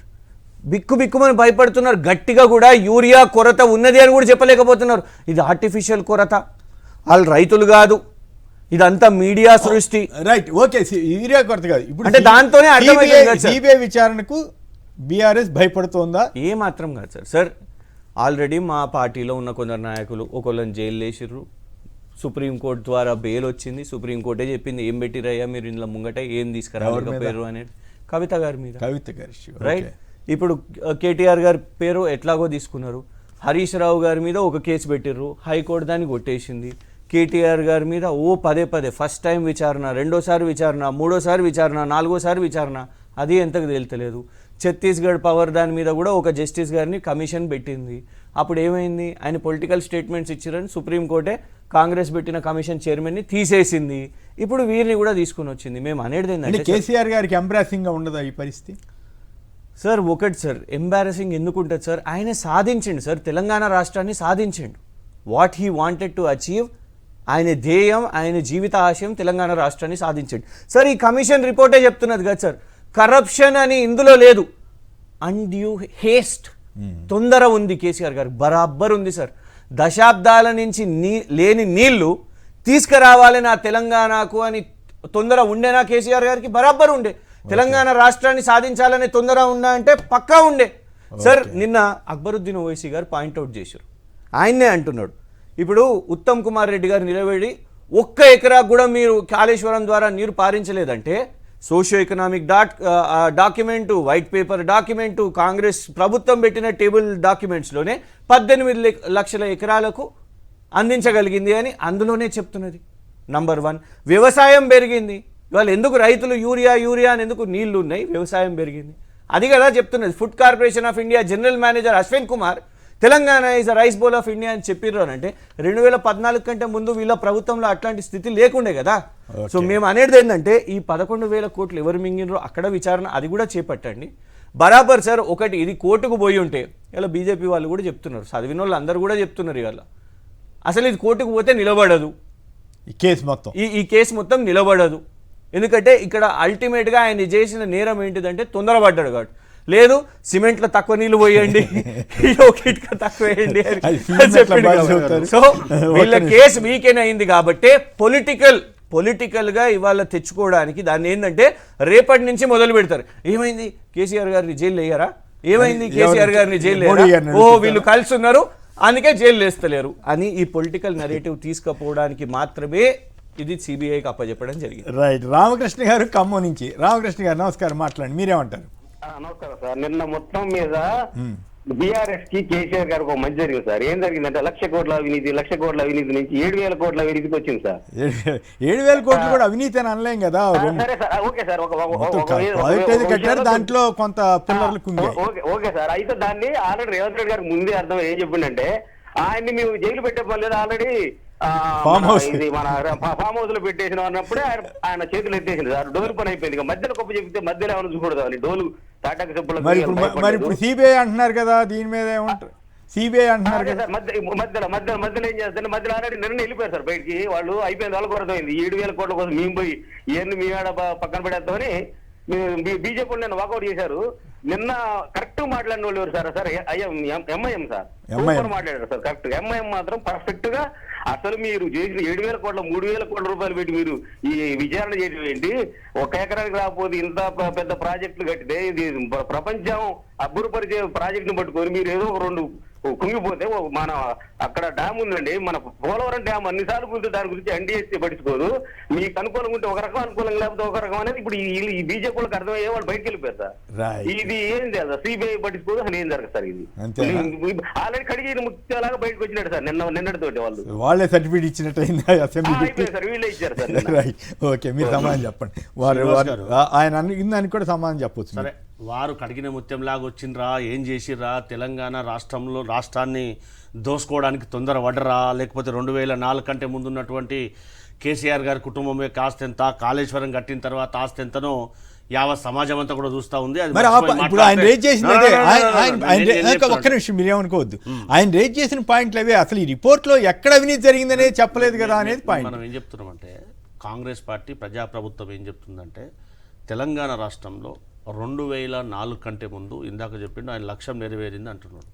చాలా మంచిది, బీఆర్ఎస్ పార్టీ లక్ష్యం నెరవేరింది. డబ్బులు దండుకోవడంలో దేశంలోనే ఏ రాజకీయ పార్టీ లేనని డబ్బులు దండుకోవడంలో బీఆర్ఎస్ పార్టీ, టీఆర్ఎస్ పార్టీ లక్ష్యం నెరవేరింది. కేసీఆర్ గారి లక్ష్యం నెరవేరింది. దాంతోపాటు తెలంగాణ రాష్ట్రం ఇచ్చినప్పుడు గౌరవ పెద్దలు, పూజ్యులు 70,000 పుస్తకాలు చదివినటువంటి పెద్దలు పార్లమెంట్లో ఉన్నారో లేరో యావత్ సమాజానికి అంతా కూడా తెలుసు, అది గుర్తుపెట్టుకోవాలి. అవన్నీ కాకుండా కాళేశ్వరం పట్ల ఏం జరిగిందో అది కప్పించుకోవడానికి మేము ఏ విధంగా సమర్థించుకుంటామంటే సమాజం అంతా కూడా గ్రహిస్తూ ఉంది కదా. మనం ఒకరం చెప్పినంత మాత్రం అంటే మనం ఏం చెప్తున్నామంటే, ఓకే మీరు బాగా చెప్తున్నారు. ఓకే, నా పాయింట్ ఏంటంటే, ఈ రేవంత్ రెడ్డి గారు ప్రధానంగా ఈ రిటైర్డ్ ఇంజనీర్ల కమిటీ రిపోర్ట్ మీద ఆధారపడ్డట్టు అనిపించింది. ఆధారపడి ఆ ఘోష్ కమిషన్ రిపోర్ట్లో ఆ పాయింట్ రేజ్ చేసిన తర్వాత హరీష్ రావు గారు సమాధానం చెప్తూ, ఇదిగో అసలు రిపోర్ట్ ఇది, నాకు ఘోష్ కమిషన్ ఇచ్చింది, ఆ రిటైర్డ్ ఇంజనీర్ల కమిటీ రిపోర్టు, దాంట్లో ఎక్కడా లేదని చూపించారు. అప్పుడు ఉత్తమ్ కుమార్ రెడ్డి గారు ఏమన్నారు, అది మీరు రాయించారేమో అన్నారు. అయిపోయా, రాయించారు అనగానే మీరు డిఫెన్స్లో పడ్డట్టు అయింది కదా. ఇక్కడ కూడా ప్రభుత్వం డిఫెన్స్లో పడ్డటువంటి దాఖలాలు లేవు. దాంతోపాటుగా ఒక్క రిటైర్డ్ ఇంజనీరింగ్ వాళ్ళ అసోసియేషన్ వాళ్ళు ఇచ్చినంత మాత్రానని కాదు, దాంతోపాటుగా అక్కడ అటెండ్ అయినటువంటి వాళ్ళ విషయాలు మనకు అందరు కూడా బాగా తెలుసు. దాంతోపాటుగా అందులో పనిచేసినటువంటి ఏఈ నుంచి ఈఎన్సీ వరకు వాళ్ళు ఇచ్చినటువంటి స్టేట్మెంట్ కూడా అందులో రికార్డ్ అయ్యింది కదా. అవన్నీ కాకుండా ఎస్ నేను ఏది చెప్తే అదే అని అంటే యావత్ సమాజం అంతా కూడా ఆలోచన చేస్తుంది కదా. కాళేశ్వరం వారి దేశంలో ఏ ప్రాజెక్ట్ అన్నా ఆ ప్రభుత్వం ఉండగానే కట్టి ఆ ప్రభుత్వం కూలిపోయినటువంటి ప్రాజెక్టులు ఏమైనా ఉన్నాయండి? ఈ దేశంలో ఇన్ని లక్షల కోట్లు ఖర్చు పెట్టి ఆ ప్రాజెక్టు కూలిపోతే ఈ రాష్ట్రానికి కానీ ఈ రాష్ట్ర ప్రజలకు కానీ నష్టమా కాదా? ఒక్క ప్రశ్న. ఇందాక చెప్పారు కదా 18 లక్షల ఎకరాలు వారిని అని చెప్పి, అప్పుడు వేసినటువంటి ఎస్టిమేషన్ ఎంత, దానికి వాడుతున్నటువంటి పవర్ ఎంత, దాంతో అవుతున్నటువంటి ఖర్చు ఎంత, దానికి రావాల్సినటువంటి ఉత్పత్తి ఎంత అనేది ఒకసారి ప్రశ్నించుకోవాలి కదా. అంటే ప్రాజెక్టును కాంగ్రెస్ ఒకసారి గుర్తుపెట్టుకోవాలి. ఒక ప్రాజెక్టును కట్టేటప్పుడు గౌరవ వైఎస్ రాజశేఖర రెడ్డి గారు అంబేద్కర్ ప్రాణహిత చేవల్ల కట్టేటప్పుడు దాన్ని ప్లాన్ చేసినప్పుడు టన్నల్ దొవ్విన తర్వాత ఇందాక వారు చెప్పినటువంటి ఉదాహరణనే దీని ద్వారా లక్షల ఎకరాలు సాగుబడికి వచ్చే అవకాశం ఉంటుంది. ఉమ్మడి రంగారెడ్డి కానీ మహబూబ్నగర్ కానీ మెదక్ కానీ సస్యశ్యామలమయ్యే అవకాశం ఉంటుంది ఉద్దేశంతో చేస్తే దాన్ని ప్లాన్ మార్చి పేరు మార్చి 2 ప్రాంతాలనే పరిమితం చేసినటువంటి ఘనత కేసీఆర్ గారిదా కాదా? దాని గురించి దాన్ని చేంజ్ చేసినటువంటి ప్రస్తావించింది వాళ్ళు కదా, బీఆర్ఎస్ పార్టీ కదా, వారే కదా ప్రస్తావించింది. టన్నల్ దొవ్వినమా లేదా ఇప్పటి కూడా పోయి చూస్తే తెలుస్తుంది ఇవన్నీ వాస్తవాలా కాదా. అవైతే మనం పూడిస్తే పూడ్చుకుపోయేటి కావు, ఇవన్నీ వాస్తవాలు. కానీ బీఆర్ఎస్ టీఆర్ఎస్ పార్టీ ఏం చేస్తుందంటే ఏది చెప్పినా మేము చెప్పినే కరెక్ట్, సమాజం చెప్పింది కరెక్ట్ కాదు, మేము ఏది మాట్లాడితే అదే కరెక్ట్, మా సోషల్ మీడియా ఏది మాట్లాడితే కాదు. ప్రశాంత్ గారు సిబిఐ గురించి రాహుల్ గాంధీ చేసిన వ్యాఖ్యలు, రేవంత్ రెడ్డి గారు చేసిన వ్యాఖ్యలు వినిపించారు. ఇప్పుడు సిబిఐని మీరు నమ్ముతున్నట్లా, లేదా ఈ కేసు వరకు నమ్ముతున్నట్లా, లేదు ఏదో తీసుకోదులే అయ్యేది లేదు పోయేది లేదు. ఎందుకంటే నేను ఒకటి గమనించాను, ఏ రాజకీయ పార్టీ కూడా అక్కడ పనిచేసిన కాంట్రాక్టింగ్ సంస్థల గురించి అస్సలు మాట్లాడాల. ఏమిటి దాంట్లో ఉన్న మతలబు? ఏ రాజకీయ ఇంక్లూడింగ్ బీఆర్ఎస్ కానీ కాంగ్రెస్ పార్టీ కానీ ఏ కాంట్రాక్టర్ వల్ల ఇట్లా నష్టం జరిగింది, లేదు కాంట్రాక్టర్లు తప్పు లేదు ఉంది అని చెప్పకపోవడం మా వాళ్ళకి కొంచెం అనుమానం కలుగుతుంది కదా, ఏంది ఈ కథ అని. సరే, ఒక సీనియర్ జర్నలిస్ట్గా మీకు అనుమానం రావడం సహజమే, కానీ తెచ్చింది వాళ్ళు కాబట్టి వాళ్ళ ద్వారా లావాదేవీలు జరిగినాయి కాబట్టి వాళ్ళని కాపాడుకోవాల్సిన బాధ్యత బీఆర్ఎస్ పార్టీ. వాళ్ళని కూడా మిగతా విషయాలలో ఖచ్చితంగా వాళ్ళని ఇంటరాప్ట్ చేసే అవకాశం ఉంటుంది, వాళ్ళని ఖచ్చితంగా బయట తీసే అవకాశం మీరే కాదు ఉంటుంది. ఎలాంటి బీజేపీ వారు కూడా మాట్లాడాలి, అది విశేషం. బీజేపీ వాళ్ళు మేమెందుకు కల్పించుకుంటామని చెప్పి వాకౌట్ చేసినటువంటి దాఖలాలు చూసాం కదా మనం. లేట్ మేము ఎందుకు మాట్లాడతామని బయటికి సార్ మేము అదే అడుగుతున్నాం సార్, పదే పదే ఎల్ఎన్టీతో ఏం లావాదేవీలు జరిగినాయో మీ రిపోర్ట్ చెప్తలేదు కదా. నవయుగాతో ఏం లావాదేవీలు జరిగినాయో, ఎంత ఇచ్చి పుచ్చుకోవడం అయిందో, ఎంత కిక్ బ్యాక్స్ లావాదేవీలు అని మీరు చెప్పినప్పుడు ఆ రూపాయి ఫిగర్ కూడా ఇందులో లేదు. ఏం సాధించింది మరి మీ కమిషన్ రిపోర్ట్? కమిషన్ అనేసిర్రు, చిన్న విషయం కాదు. ఓ రిటైర్డ్ జస్టిస్ని తీసుకొని వచ్చి మీరు పెట్టినప్పుడు లావాదేవీలు అని ఉట్టిగానే ఇవాళ కూడా మీరు వేగ ఆరోపణలతోనే నడిపించేసుకుందాం అనుకుంటారా? 665 పేజీల డాక్యుమెంట్ ఉంది మీ దగ్గర, అయినా కూడా మీరు ₹1 చెప్పలేకపోతున్నారు. సార్ మీరు అన్నట్టు రిటైర్డ్ ఇంజనీర్స్ని రేవంత్ రెడ్డి గారు దాన్ని ఒక టెస్టిమనీగా తీసుకున్నారు. ఇవాళ ఏమో మీరు మళ్ళీ మాట మార్చి ఇక్కడ ఏమనంటారు, ఒక్క రిటైర్డ్ ఇంజనీర్ సంఘం కాదని అనబట్టే ఉత్తమ్ కుమార్ రెడ్డి గారు అక్కడనే సెల్ఫ్ గోల్ అయ్యారు. సార్ పొంగులేటి శ్రీనివాస్ రెడ్డి గారు సెల్ఫ్ గోల్లో పడ్డారు. నేను సీతారామ ప్రాజెక్టులో లేను అక్కడ అని అంటే ఇవాళ ముఖ్యమంత్రి గారి అఫీషియల్ హ్యాండిల్స్లో వెబ్సైట్లలో వారు కూర్చున్న రివ్యూ మీటింగ్లు శంకుస్థాపన చేసినప్పుడు ఆ సభలో కూర్చొని స్పీచ్ ఇచ్చింది కూడా పొంగులేటి శ్రీనివాస్ రెడ్డి గారిది. ఇంత సెల్ఫ్ గోల్ గింతన అంటే క్రిమినల్ థాట్ లాగా లేదా సార్ ఇది? మీరు చేసిన రాజకీయంగా అంత వ్యూహాత్మకంగా ఇది రాజకీయం ఎట్లయితుంది సార్? కేసీఆర్ గారు లాంటి వ్యక్తిని ఇవాళ వారి వయసుకి మీరు ఇవాళ జైలు లేద్దాం, సిబిఐని పెట్టుకొని ఇవాళ చేద్దాము అని అనుకోవడం, ఆయన ఇమేజ్ని టార్నిష్ చేయడం, ఒక్క పైసా అవినీతి చెప్పలేకపోవడం. అవును, దానికి ఏమైనా మీ దగ్గర సమాధానం ఉంది? ఇన్ని ఫిగర్ చెప్పండి సార్. మీరు రేవంత్ రెడ్డి గారు అన్నారు బాగుంది, 1,00,000 కోట్ల దోపిడీ జరిగింది అన్నారు. 1,00,000 కోట్ల దోపిడీ జరిగినప్పుడు ఇగో ఈ స్కీమ్, ఈ ప్రాజెక్ట్లో, ఈ కాంపోనెంట్లో ఇంత అవినీతి జరిగింది, ఇంత అవినీతి జరిగిందని రిపోర్ట్లో అన్న చెప్పాలి, రేవంత్ రెడ్డి గారు చెప్పాలి.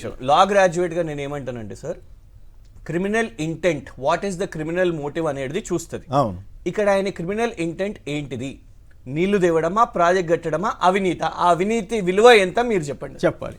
మేమేం చెప్తామంటే, ఎక్కడైతే కాళేశ్వరం ప్రాజెక్టును కట్టేటప్పుడు పెంచినటువంటి వాల్యూ కానీ, ఎక్కడైతే అప్రూవల్ లేకుండా కట్టినటువంటి ప్రాంతం కానీ, దాని పట్ల వారు తగినటువంటి ట్రాన్సాక్షన్ కానీ సమాధానం చెప్పవలసినటువంటి బాధ్యత సంబంధిత మంత్రి కానీ, ముఖ్యమంత్రి కానీ స్వయంగా అన్నీ నేనే కర్మకర్త క్రియ అని చెప్పినారు కదా. ఎవరు బాధ్యత వహించాలి? ఇందాక ఒక కాలర్ మాట్లాడుతూ ఎవరైతే ఈఎన్సీగా పనిచేసిన వాళ్ళు కానీ, ఈగా పనిచేసినటువంటి వాళ్ళు కానీ 100 కోట్ల రూపాయలు దొరుకుతూ ఉన్నాయి ఏసీబీకి అని చెప్తా ఉన్నారు. మరి అలాంటి వాళ్ళ దగ్గర అంత దొరికినప్పుడు కేసీఆర్ గారి దగ్గర ఎన్ని లూటు చేసి ఉంటారు? ఒక్కసారి ఆలోచన చేయాలి కదా. మనం అందరం కూడా ఆలోచించాల్సింది. ఎందుకు తప్పించుకున్నారు మీరు? సారీ, ఇంత స్ట్రాంగ్ అనే ఆరోపణ ఉన్నది కదా, మీ దగ్గర కూడా సబ్జెక్ట్ ఉంది కదా, ఆ కంటెంట్ ఉంది కాబట్టి మీరు డిమాండ్ చేశారు కాబట్టి, వినండి, ఆ కంటెంట్ ఉంది కాబట్టి కేంద్ర ప్రభుత్వం మీరు డిమాండ్ చేశారు కాబట్టి, భారతీయ జనతా పార్టీ డిమాండ్ చేసింది కాబట్టి సిబిఐకి డిమాండ్ చేశారు కాబట్టి, పలుమార్లు డిమాండ్ చేశారు కాబట్టి జరిగినటువంటి అవినీతి తెలిసి తెలంగాణ రాష్ట్ర ప్రజలను దోసుకున్నారు కాబట్టి వారి పైన చర్య తీసుకోవాల్సినటువంటి అవసరం ఉంది కాబట్టి వారి పైన చర్య తీసుకోవాలనేది కదా. మీరు ముందర పెట్టారా కదా, ప్రాసిక్యూట్ చేయండి కదా, ఎందుకు చేయలేకపోయినారు మీరు? ఓడిపోయినామని సాష్టాంగం. ఒక్క నిమిషం అండి, జయప్రకాష్ గారు హైదరాబాద్ నుంచి. జయప్రకాష్ గారు నమస్కారం, మాట్లాడండి సార్. గుడ్ మార్నింగ్ అండి. నమస్కారం, మాట్లాడండి సార్. 2 పాయింట్లు. సిబిఐకి అప్పచెప్పడం అంటే కేసును మీరు గారుతున్నది తప్ప వేరే ఉద్దేశం లేదు, అంతేనా? ఎందుకంటే సిబిఐ ఇప్పటి వరకు ఒక కేసు కూడా ఎలక్షన్ లో ఉపయోగించుకునే వరకు ఉపయోగించుకుంటారు. Example 2G scam, commonwealth scam, coal scam అన్ని చూసి అందరూ వెలువడిపోయారు. ఒక్కడిని పట్టుకోలే గవర్నమెంట్, ఒక్కడిని శిక్షించలే. That is record of the BJP. So they are hand in glove, both opposition and ruling party అక్కడ. కాబట్టి ఈ కేసు తేల్చకుండా చేయడానికి సిబిఐకి అది జరగని పని. వివేకానంద రెడ్డి హత్య కేసు చూసాం, ఇంకా అన్ని జరుగుతూనే ఉంటాయి, ఏది తేలదు చివరికి. 2, ఇప్పుడు కరెక్షన్ ఏంటి? ఇప్పుడు ప్రాజెక్ట్ లో ప్రాబ్లం ఉంది. What is the government action plan to revive the project? దాన్ని క్లారిటీ ఇస్తే వీళ్ళకి ఏదైనా క్రెడిట్ వస్తుంది, కానీ ఈ బ్లేమ్ గేమ్ చేసుకుంటే ఏం జరగదు. చివరికి మొత్తం ఆ పుణ్యకాలం అంతా అయిపోతుంది. రైట్, ఓకే అండి. అయితే హరీష్ రావు గారు ఒక ఇంట్రెస్టింగ్ వ్యాఖ్య చేశారు. అదేంటంటే కాళేశ్వరం ప్రాజెక్ట్ అంటే కేవలం ఒక మేడిగడ్డ బ్యారేజీ కాదు, ఆ బ్యారేజీలో కుంగిన పిల్లర్లు మాత్రమే కాదు, 25 15-20 రిజర్వాయర్లు కట్టాం, సొరంగాలు తీసాం, పవర్ సబ్స్టేషన్స్ పెట్టాం. అట్లాగే కొండపోచమ్మ రిజర్వాయరు, రంగనాయక రిజర్వాయరు, అలాగే ఇంకో మల్లన్న సాగర్ రిజర్వాయర్, ఇవన్నీ నీళ్లు నింపబట్టే ఈరోజు ఇవ్వగలుగుతున్నాం అన్నదానికి గవర్నమెంట్ వైపు నుంచి సరైన సమాధానం వచ్చిందా లేదా? రేవంత్ టీంది పై చేయి అయిందా ఈ మొత్తం ఎపిసోడ్లో? లేదు హరీష్ రావు గారే మొత్తం 5-6 బ్యాటింగ్ చేసి సమాధానం ఇచ్చారా అన్న దాని మీద చర్చలోకి వెళ్దాం. శ్రీనివాస్ గారు చెప్పండి, ఎవరిది పై చేయి అయింది? మీరేదో మధ్యస్థంగా కామ్గా వెళ్ళిపోయారు, వాకౌట్ చేశారు, ఏదో అయిపోయింది అనుకోండి. హరీష్ రావుది పై చేయి అయిందా? రేవంత్ రెడ్డి గారిది, ఉత్తమ్ కుమార్ రెడ్డి గారిది, మల్లుబట్టి గారిది, పొంగులేటి గారిది, వీళ్ళది పై చేయి అయిందా ఈ ఓవరాల్గా ఈ సబ్జెక్ట్ డిబేట్లో? ఆ రెండు పార్టీలకు ఓటమే సార్, ఎవరిదేం పై చేయి ఏం లేదు. వాళ్ళేమో బీఆర్ఎస్ వాళ్ళు డిఫెన్స్ లో ఉన్నారు. చేసిన పనికి, చేసిన తప్పులకు, ఆరోపణలకు వారు డిఫెండ్ చేసుకుంటూనే పోవాల్సిన పరిస్థితి, ఒకదాని మీద ఒకరు డిఫెండ్ చేసుకుంటూ పోయేటువంటి పరిస్థితి. వీళ్ళేమో ఆరోపించి కమిషన్ లేసి లాస్ట్కు చేతులు ఎత్తేస్తారు, మాత్రం చేత కాదు, యాక్షన్ తీసుకునే దమ్ము మా దగ్గర లేదని చెప్పి ఓటమిని ఒప్పుకున్నట్టు అయిపోయింది. అల్టిమేట్ గా జరిగింది ఏంటి సార్? కాంగ్రెస్ సర్కార్ చేతులతోనే only BJP can rescue the state, BJP can rule the state అని చెప్పేసి మాకు సర్టిఫికేట్ ఇచ్చినట్టు ప్రజలకు అర్థమైపోయింది. మరి ఆ మాట హౌస్ లో చెప్పు ఉండాల్సింది కదా మహేష్ రెడ్డి గారు. ఆయన మీరు ఆదివారం ఎందుకు పెట్టారు, ఒక్కరోజు ఎందుకు పెట్టారు, ఇన్నాళ్ళు ఎందుకు చేయలేదు, ఇవన్నీ ఎందుకు చేస్తున్నారని ఎందుకు అన్నారు? మరి మీరు చెప్పినట్టుగా మేమే రక్షించగలుగుతాం, మేము సిబిఐ టేకప్ చేసేస్తుందని చెప్పారా? మరి వారు ఏం మాట్లాడినంత కామెంట్ చేయదలుచుకోలేదు, కానీ ఇది జరిగే వాస్తవం సార్. జరిగిన ఈటెల రాజేంద్ర గారు ఇప్పుడు మీ పార్టీలో ఉన్నారు కదా, ఈటెల రాజేంద్ర గారు మీ పార్టీలో ఉన్నారు కదా, ఏం చేస్తారు ఇప్పుడు? మా పార్టీలో ఉంటే ఏమైతే సార్, జరిగింది గతంలో ఏం జరిగిందో అది బయటకు వస్తుంది కదా. అంతే, ఎవరి పాత్ర ఎందులో ఏమున్నది, వారు తప్పు చేసి ఉంటే తప్పు ప్రకారంగానే ఆ రిపోర్ట్ ప్రకారంగా ప్రాసిక్యూట్ చేయాల్సిందే. ఎక్కడ ఎవరిని కూడా భారతీయ జనతా పార్టీగా లేదా ఎన్డీఏ సర్కార్గా, బీజేపీ సర్కార్గా ఎవరిని కూడా రక్షించే అవకాశం లేదు. ఆ యొక్క ఆలోచన మాకు ఉండదు కూడా. అంటే ఇప్పుడు ఈటెల రాజేంద్ర గారు తప్పు చేశారనుకుంటున్నారా లేదా అది చెప్పండి. ఈటెల రాజేంద్ర గారు తప్పు చేసినట్లయినా కాదా ఈ మొత్తం ఈ ఎపిసోడ్లో? అది నేనైతే చెప్పలేను సార్, ఎందుకంటే వారి పాత్ర ఎంతవరకు ఉన్నది ఏ ఆఫీసర్ని అడిగినా కానీ మాదేం పాత్ర లేదు, ఈటెల రాజేంద్ర గారి మీద వ్యతిరేకత లేదు, కాకపోతే బీజేపీలో ఉన్నాడు కాబట్టి పాత్ర ఎంత మేరకు ఉన్నది వారి డెసిషన్స్ లో పాత్ర ఎంత ఉన్నది ఎవరికి లేదు. ఎంక్వైరీకి వెళ్ళి వచ్చినప్పుడు ఆయన ఏమి లేదు, అంత క్యాబినెట్ డెసిషన్ అని కూడా చెప్పేశాడు కదా. క్యాబినెట్ అన్న దాని క్యాబినెట్ డెసిషన్ సార్, కనబడుతున్న డెసిషన్, కానీ క్యాబినెట్ మిమ్మల్ని ఇబ్బంది పెడదలుచుకోలేదు. రిమోట్ కంట్రోల్, ఆ రిమోట్ కంట్రోల్ ఎవరు?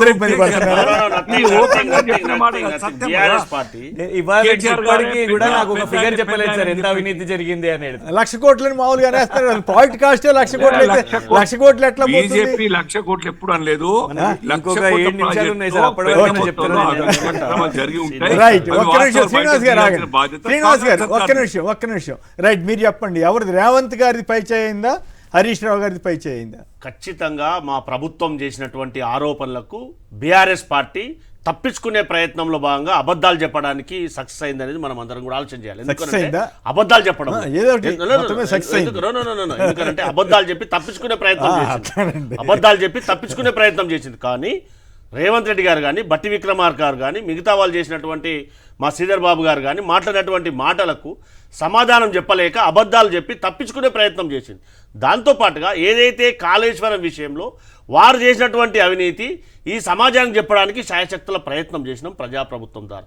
దాంతోపాటు ఏదైతే భారతీయ జనతా పార్టీ మరీ డిమాండ్ చేసిందో, ఏదైతే ప్రతిసారి నోరు ఎత్తినప్పుడల్లా ఏదైతే ఆరోపణలు వచ్చినప్పుడల్లా సిబిఐకి అప్పచెప్పడని చెప్తుంది. దీని ఒక్కదాని సమాధానం చెప్పండి. కాళేశ్వరం అంటే ఒక్క మేడిగడ్డ 3 పిల్లర్లేనా, లేక హరీష్ రావు గారు చెప్పినట్లు 25 రిజర్వాయర్లు, మొత్తం 10 సొరంగాలు, అంటే నాకు ఫిగర్ నాకు తెలియదు కానీ సుమారుగా ఆయన చెప్పింది 10 సొరంగాలు, సబ్స్టేషన్లు, ఇవన్నీ కాలువలు, ఇవన్నీ కూడా వస్తాయిగా. ఎక్కడ కాలువలు దవ్వుతే ఎక్కడ వరి వండుతుందో వారు సమాధానం చెప్పాలి. వారు ఏం చెప్తారు కాళేశ్వరం ద్వారా నేను అడిగింది తెలంగాణ ఒకటి, రాష్ట్రంలో మీరు సమాధానం చెప్పేది ఒకటి. No, no, no, వారు కాళేశ్వరం ద్వారా ఎక్కడ పంట పండుతుందో సమాధానం చెప్తలేరు. మరి మీరు ఆ శ్వేతపత్రంలోనే వేశారని అక్బరుద్దీన్ గారు అన్నారు కదా. మేమేం చెప్తున్నాం అంటే వాళ్ళు ఏం చెప్పారు 18 లక్షల ఎకరాలు పంట పండుతుంది Right. అని చెప్పారు అంటున్నారు. కానీ అక్కడ ఎంత పవర్ ఉపయోగపడుతుంది, ఎంత ఖర్చు అవుతుంది అని కూడా అది చెప్పాలి వేరే కదా. విషయం. మా పొట్టాలని చెబుతాం ఏమో ఇంత అవన్నీ వాస్తవాలు కాదు చెప్పాలి కాదు కదా. తెలంగాణ ఉద్యమం టైంలో ప్రాణహిత చేయవాళ్ళు 35,000 కోట్లు అంటే అమ్మో తెలంగాణ భరిస్తుందా అని మేము అడిగాం. మరి 1,00,000 కోట్లు ఖర్చు పెట్టి కడుతున్నారు కదా. ఎకరానికి 50,000 పడుతుంది అనుకునేవాళ్ళం. కానీ అట్లాంటిది కేసీఆర్ గారు ధైర్యం చేసి మొత్తం లక్ష కోట్లు ధైర్యం ఖర్చు చేసి కాదు, పెట్టారు. తెలంగాణ ఖర్చు పెట్టారు. రాష్ట్రం ఖర్చు పెట్టిన కార్పొరేషన్ లో తర్వాత ఉన్నటువంటి డబ్బులు కూడా డైవర్ట్ చేసి ఎట్లన్నా కానీ రాష్ట్రాన్ని అప్పుల కుప్ప చేసి మీరు- ఎలా చేసింది. మీరు దాని మీద వెళ్ళట్లేదు కదా, విధాన నిర్ణయం మీద మీరు వెళ్ళట్లేదు కదా. మీరు దాన్ని సపోర్ట్ చేస్తూనే దాంట్లో అవినీతి మీద వెళ్తున్నారు. అవినీతి చూపించమంటేనేమో అవినీతి ఒక్క కాంట్రాక్ట్ సంస్థ పేరు ఎందుకు చెప్పట్లేదండి? అసెంబ్లీలో అంత పెద్ద చర్చ జరిగితే ఒక్క ఎమ్మెల్యే కూడా ఒక్క కాంట్రాక్టర్ పేరు ఎందుకు చేయలేదు?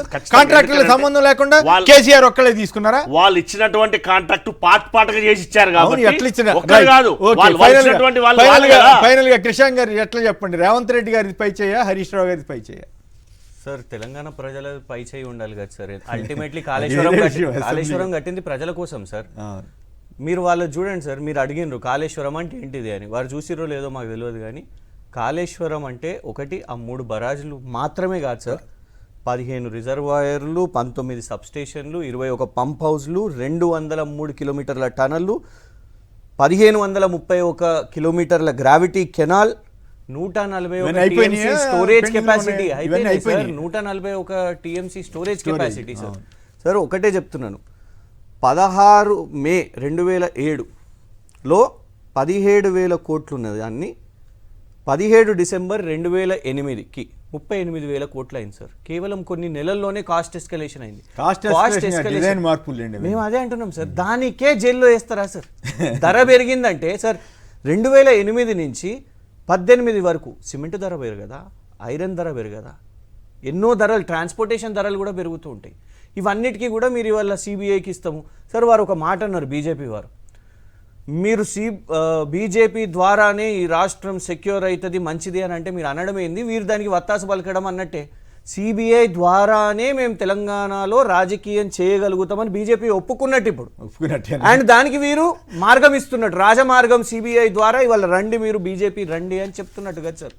ఇలా 100% హరీష్ రావు గారు 33 సార్లు మైక్ కట్ చేశారు సార్.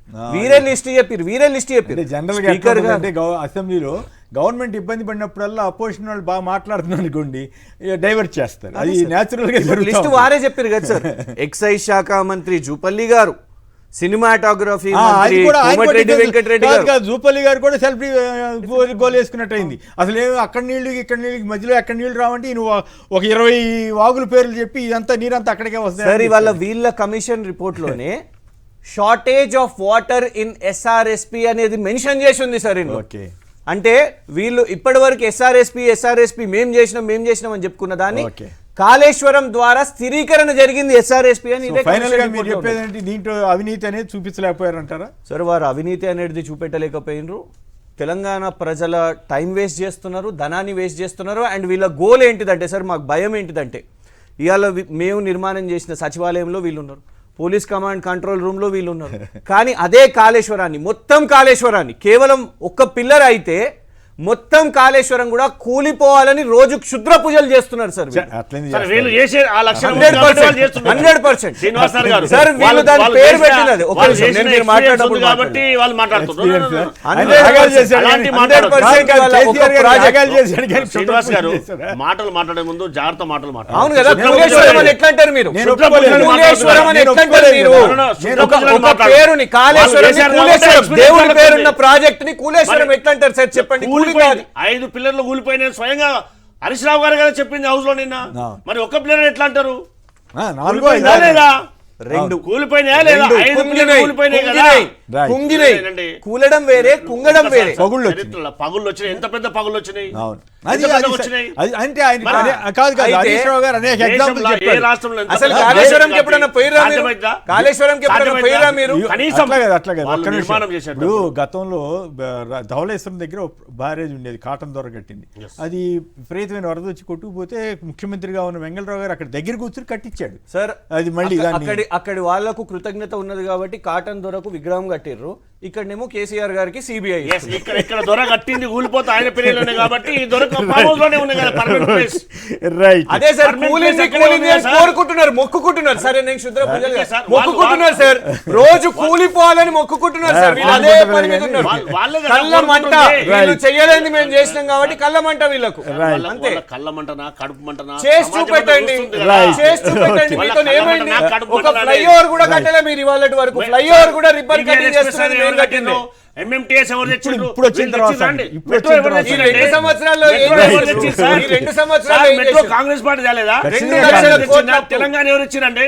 BRS party తెచ్చిందా? ఖచ్చితంగా కాంగ్రెస్. మరి ఏంటండి ఏం మాట్లాడతారు? తెచ్చింది మేము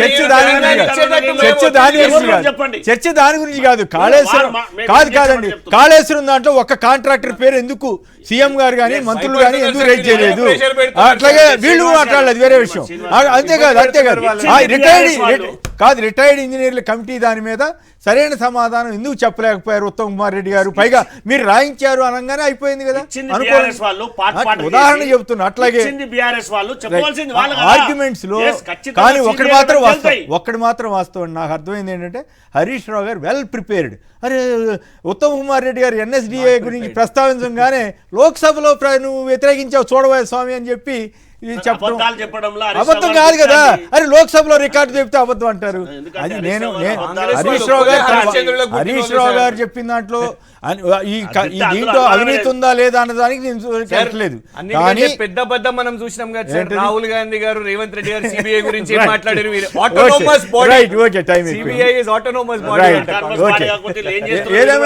ఏదేమైనా కాళేశ్వరం ప్రాజెక్టు సిబిఐకి ఇవ్వటం ద్వారా బీజేపీ కోర్టులోకి నెట్టి ఆ 2 పార్టీలని కలిపాయని చెప్పడానికా, లేకపోతే నిజంగానే జరుగుతుందా ఏమిటనేది భవిష్యత్ పరిణామాలు ఎలా ఉంటాయో చూద్దాం. కృషాంక్ గారు, అలాగే గౌరీ సతీష్ గారు, అల్జాపూర్ శ్రీనివాస్ గారు అందరికి కూడా ధన్యవాదాలు. ఇది నేటి చర్చా కార్యక్రమం. నమస్కారం.